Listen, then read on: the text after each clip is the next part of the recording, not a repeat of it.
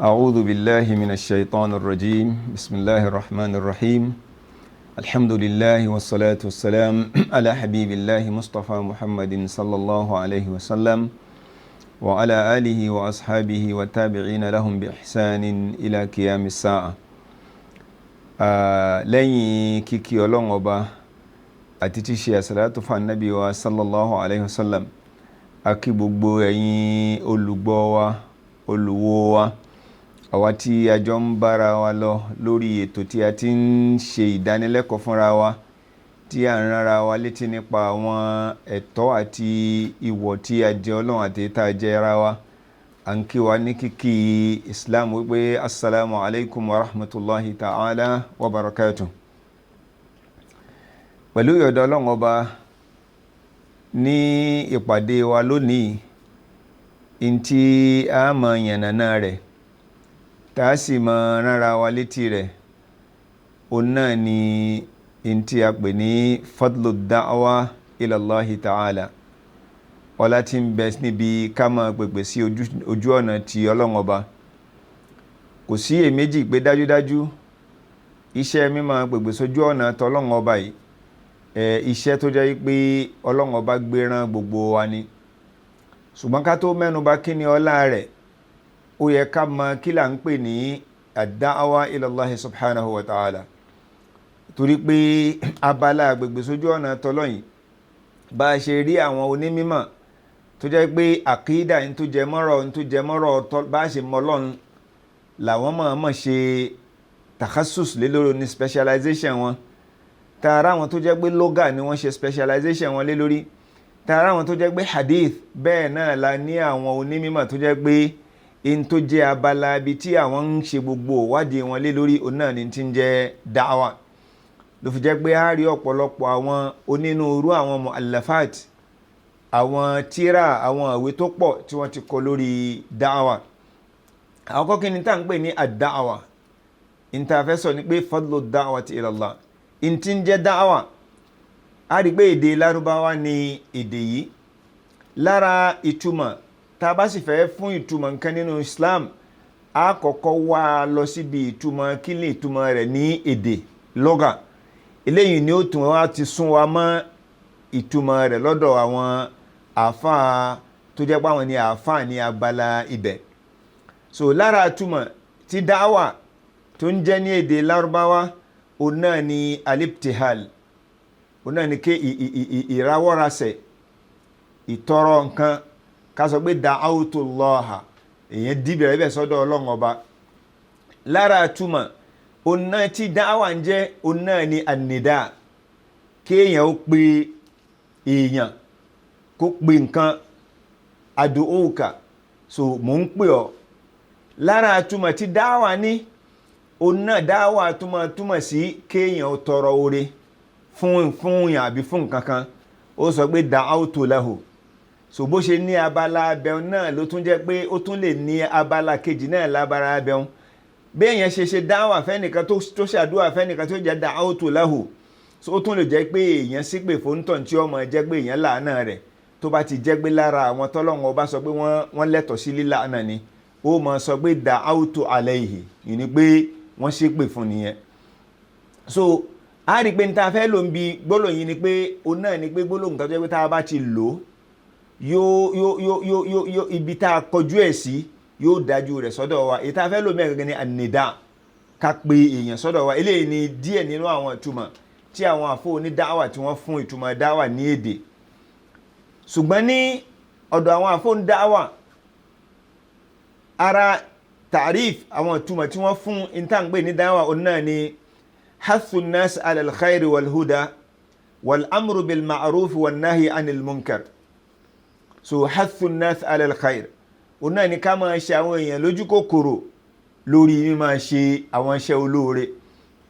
Ká máa ṣe wọ́n lójú kòkòrò lórí pé kí wọ́n máa wà lójú ọ̀nà ìtọ́lọ́run Ọba tó fẹ́ kí wọ́n ṣe, ojú ọ̀nà tó tọ́.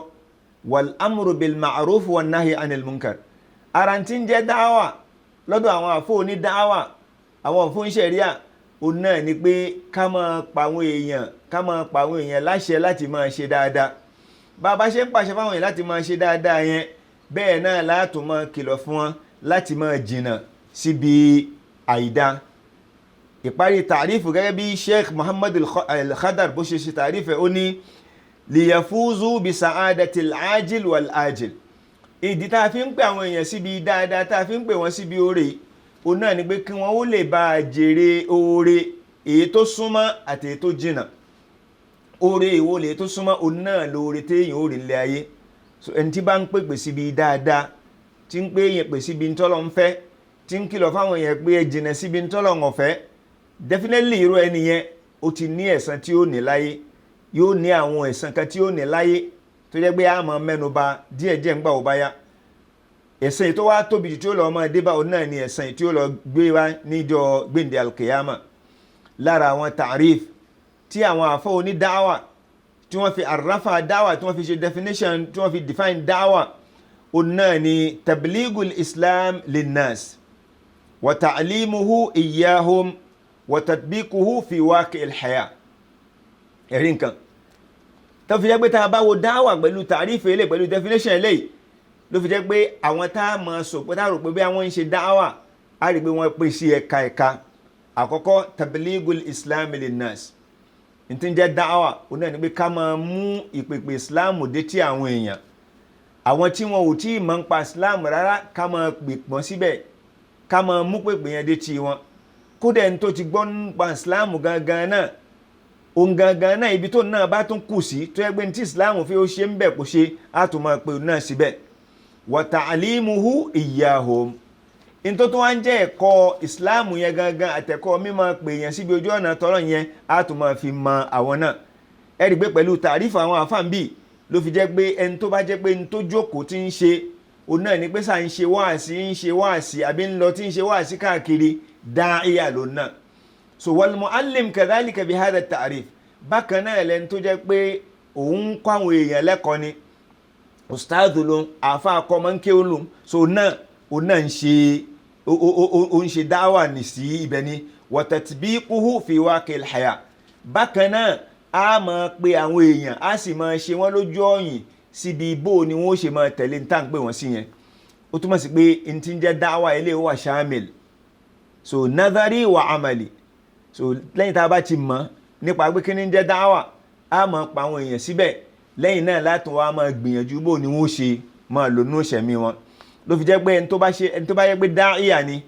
ò ní sọ pé mo ti pè síbẹ̀ àbí mo ti kọ́ lásán, so òun ló kù bí ó ṣe lò. ló fi jẹ́ pé olùkọ́ gan tó náà jẹ́ dáíyà, tó bá kọ́ àwọn èèyàn tán, ìgbà míì tatbiqil amali tún lè wà tí ó fẹ́ ó yẹ wá ṣe practical nǹkan tẹ́ ẹ ṣe. so ká mú tàrífù kan sí nínú àwọn tàríf tí àwọn onímọ̀